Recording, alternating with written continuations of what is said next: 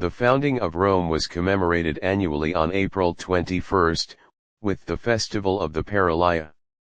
Romulus' first act was to fortify the Palatine with the Murus Romuli, in the course of which he made a sacrifice to the gods. He laid out the city's boundaries with a furrow that he plowed, performed another sacrifice, and with his followers set to work building the city itself. Romulus sought the assent of the people to become their king. With Numitor's help, he addressed them and received their approval. Romulus accepted the crown after he sacrificed and prayed to Jupiter, and after receiving favorable omens. Romulus divided the populace into 3 tribes, known as the Rams, Titienses, and Luceres, for taxation and military purposes. Each tribe was presided over by an official known as a tribune, and was further divided into 10 curia, or wards, each presided over by an official known as a curio. Romulus also allotted a portion of land to each ward, for the benefit of the people. Nothing is known of the manner in which the tribes and curiae were taxed, but for the military levy, each curia was responsible for providing 100 foot soldiers, a unit known as a century, and 10 cavalry. Each Romulian tribe thus provided about 1,000 infantry, and 1 century of cavalry. The 300 cavalry became known as the Celeres, the Swift, and formed the royal bodyguard. Choosing 100 men from the leading families, Romulus established the Roman Senate. These men he called Patra, the city fathers. Their descendants came to be known as patricians, forming one of the 2 major social classes at Rome.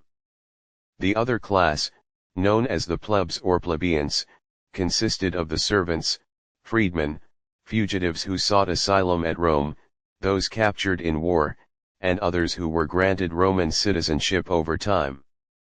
To encourage the growth of the city, Romulus outlawed infanticide, and established an asylum for fugitives on the Capitoline Hill. Here freemen and slaves alike could claim protection and seek Roman citizenship. The new city was filled with colonists, most of whom were young, unmarried men.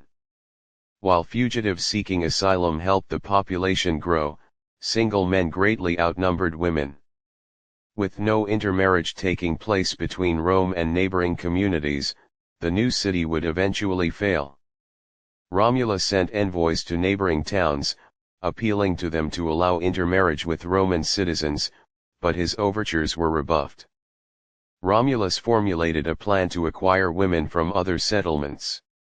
He announced a momentous festival and games, and invited the people of the neighboring cities to attend. Many did, in particular the Sabines, who came in droves. At a prearranged signal, the Romans seized and carried off the marriageable women among their guests. The aggrieved cities prepared for war with Rome, and might have defeated Romulus had they been fully united, but impatient with the preparations of the Sabines, the Latin towns of Caenina, Crustumerium, and Antemne took action without their allies. Caenina was the first to attack, its army was swiftly put to flight, and the town taken.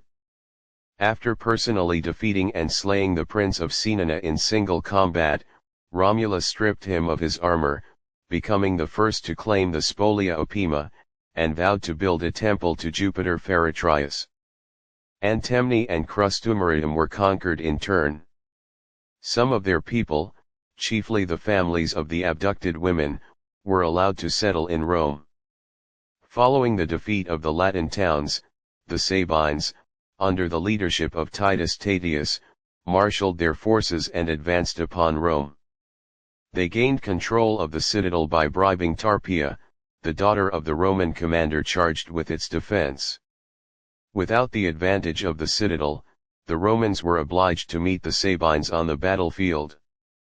The Sabines advanced from the citadel, and fierce fighting ensued.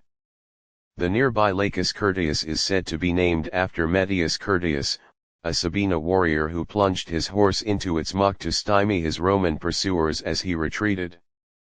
At a critical juncture in the fighting, the Romans began to waver in the face of the Sabina advance. Romulus vowed to build a temple to Jupiter Stator, to keep his line from breaking. The bloodshed finally ended when the Sabina women interposed themselves between the two armies, pleading on the one hand with their fathers and brothers, and on the other with their husbands, to set aside their arms and come to terms. The leaders of each side met and made peace. They formed one community, to be jointly ruled by Romulus and Tatius.